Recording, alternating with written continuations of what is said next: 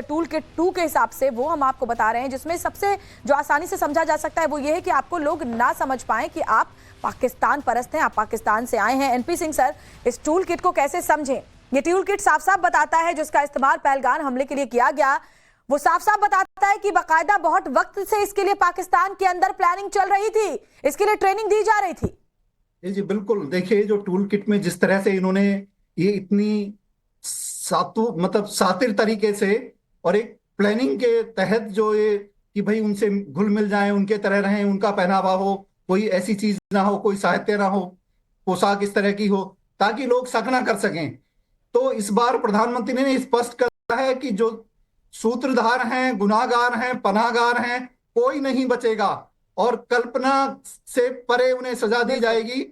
हम आज तैयार हैं, फ्री हैंड दे दिया गया है। पूरा अरब सागर, कराची बंदरगाह का पूरा ब्लॉकेड होगा, नेवल ब्लॉकेड होगा एक तरफ से, एयरफोर्स का अपना पूरा अटैक होगा और आर्मी तो पूरा इस बार करके ही मानेगी। देखिए, एक पाप की एक सीमा होती है, जब घड़ा भर जाता है तो अल्टीमेट एक्शन लेनी ही होती है।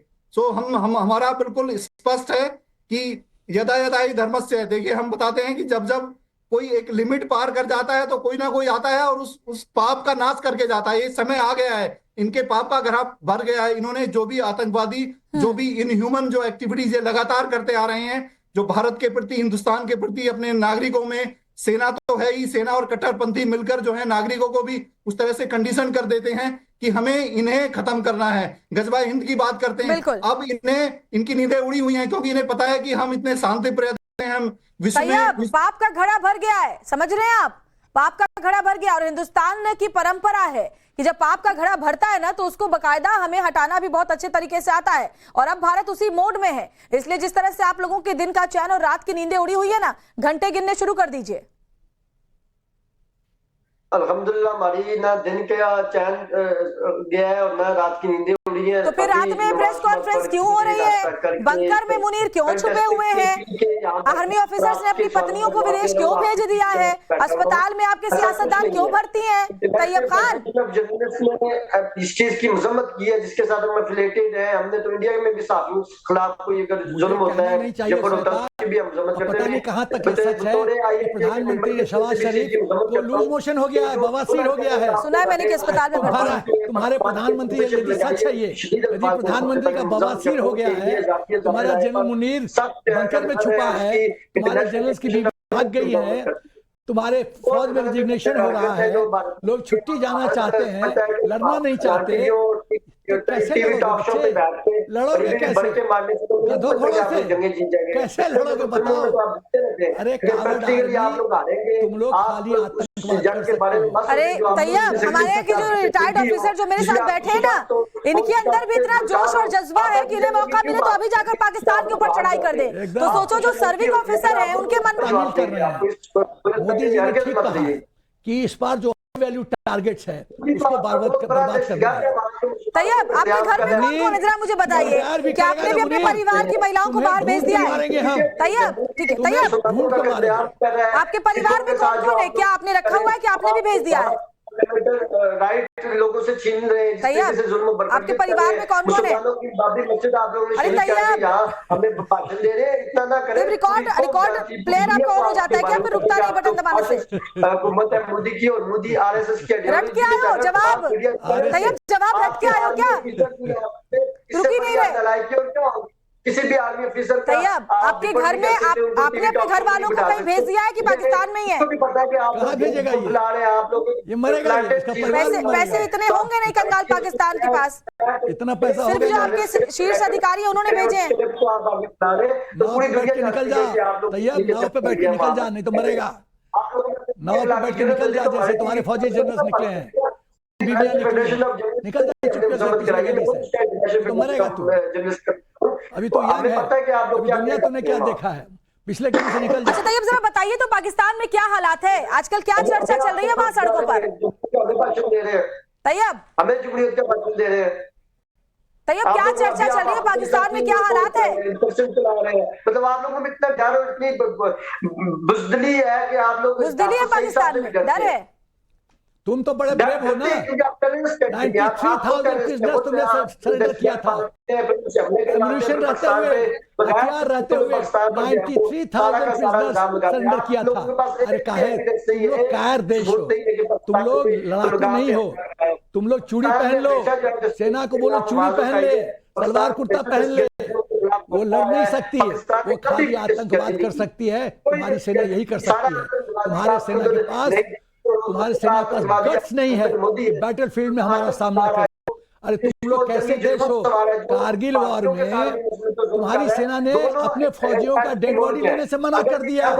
ये तो तुम्हारा सम्मान है फौजियों के लिए, अपने फौजियों के लिए। और हमारी महानता देखो, हमने उन डेड बॉडी को मुस्लिम रिवाज के तहत बरी की, मतलब उसको दफन किया। मुस्लिम रिवाज के हम जला भी सकते थे, हम जला सकते थे, लेकिन हमने जलाया नहीं। ये हमारा चरित्र देखो, तुम अपना चरित्र देखो। जिस देश में जिन्ना को मारा गया, जिस आर्मी ने जिन्ना को मारा, पहला प्रधानमंत्री को मारा, जुल्फिकार अली भुट्टो को मारा, बेनजीर को मारा, तुम लोग इलेक्शन रिग करते हो, इमरान खान को हरा देते हो, देश को बर्बाद कर देते हो, देश में इन्फ्लेशन करते हो, देश में बेरोजगारी करते हो। तुम्हारे जनरल्स प्रॉपर्टी डीलर हैं, तुम्हारे जनरल्स प्रॉपर्टी डीलर हैं। खाली तुम लोग ईद में अंडा सप्लाई करते हो, तुम लोग लड़ नहीं सकते। तुम लोग मुर्गा सप्लाई करते हो, तुम लोग लड़ नहीं सकते। जनरल विदेश में कोठी खरीदते हैं और तुम लोग भीख मांगते हो। अरे बेवकूफ, तुम्हारा सबसे बड़ा दुश्मन पाकिस्तान का आर्मी का चीफ है। पाकिस्तान आर्मी का चीफ सबसे बड़ा दुश्मन है। तुम्हारा दुश्मन ISIDG है। तुम समझते नहीं इस बात को समझो। इस बात अब शुरू हो गया खेल, एन मास रेजिग्नेशन शुरू हो गया है। लड़ोगे कैसे? गधों से लड़ोगे? जब तुम्हारी फौज सब भाग जाएगी, पूरा फौज सेना भाग जाएगी, कैसे लड़ोगे? या तू लड़ेगा? टीवी पे लड़ाई होती है, लड़ाई टीवी पे होती है कि लड़ाई बैटलफील्ड। अरे तैयब कब करारा जवाब दिया? कब करारा जवाब दिया? एक बार तो बताओ, क्या झूठ बोल रहे हो टीवी पे बैठ के? कब करारा कहते हैं जो पाकिस्तान ऑक्युपाइड कश्मीर है उसको लेके रहेंगे हम, और हो सकता है कि ये पाकिस्तान जो है इसका ही विभाजन हो जाए, क्योंकि ये इतनी मार पड़ने वाली है, इतना स्ट्रॉन्ग एक्शन होने वाला है कि इनको पता नहीं है। जैसे तो मैं कहूंगा इस खुद को, इन लोगों को जो सिविलियंस है पाकिस्तान में, उनको बचाना चाहिए अपने आप से, क्योंकि आर्मी उनकी बिल्कुल टूट चुकी है। यहां तक कि जो एमुनेशन था पहले उनके रिजर्व था, उन्होंने पहले वो बेच दिया था यूक्रेन वालों को, और अभी इनके पास के लिए एमुनेशन नहीं है। खटारा जो है वो एयरक्राफ्ट है, और जो भी इनके पास 5 सबमरीन से 3 डॉकयार्ड में है रिपेयर के लिए, 2 चल रही हैं। हमने ब्लॉकेड कर दिया होगा अभी तक। तो मैं कहता हूं कि इनके पास लड़ने के लिए कुछ नहीं, सिर्फ मार खाने के लिए तैयार है ये, कि मार खाएंगे, पीटेंगे और भागेंगे। तैयब वक्त है आपके पास, आप भी निकल लीजिए, अपने परिवार को भी कहीं भेज दीजिए, सलाम मान लीजिए हमारी। पिछले गली से बिल्कुल, ये अपने दोस्त तैयब भेज दीजिए परिवार वालों को, जैसे आपके अधिकारियों ने भेज दिया अपनी पत्नियों को, बेगमों को। बातें कर रहे हैं, आप लोग बातें कह रहे हो और मुझे मशवरे दे रहे हैं कि हम लोग, और आप जो जहर धरातल पे करते हो, आतंकवाद को पनाह देते हो, भारत में अशांति फैलाने की कोशिश करते हो, उसका क्या? भारत जैसा शांति प्रिय देश कोई है नहीं दुनिया में। इसीलिए सुनिए, जो मुस्लिम वापस भेजे जा रहे हैं ना पाकिस्तान, रो रहे हैं, महिला रो रही है कि मत भेजो पाकिस्तान, हमको यहीं रहने दो। बात करा दूंगी उनकी भी आपसे मैं।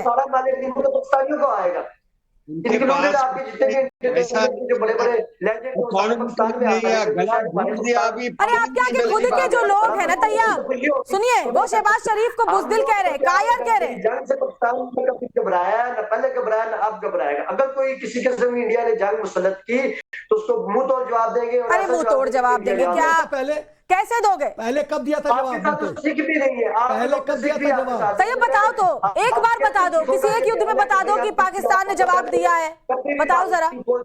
हर बार तो मुंह की खाई है। देंगे पुराना इतिहास देखो, सैनिकों ने सरेंडर कर दिया था, वो जवाब था। ठीक है, एनपी सिंह जी आप अपनी बात कहें, बोले। जी, ये जो जवाब की बातें करते रहते हैं, झूठ बोलना, फरेब, धोखाबाजी, ये कट्टरपंथ ये इनके खून में है। इन्होंने ये जवाब की बात करते हैं, 1971 में जवाब दिया था, 93,000 सैनिकों ने सरेंडर कर दिया था। एक एक युद्ध की बात कर लीजिए, इनका पूरा हमने ध्वस्त कर दिया था। एक के 2 हो गए थे, वो जवाब था, इस बार 3 होंगे।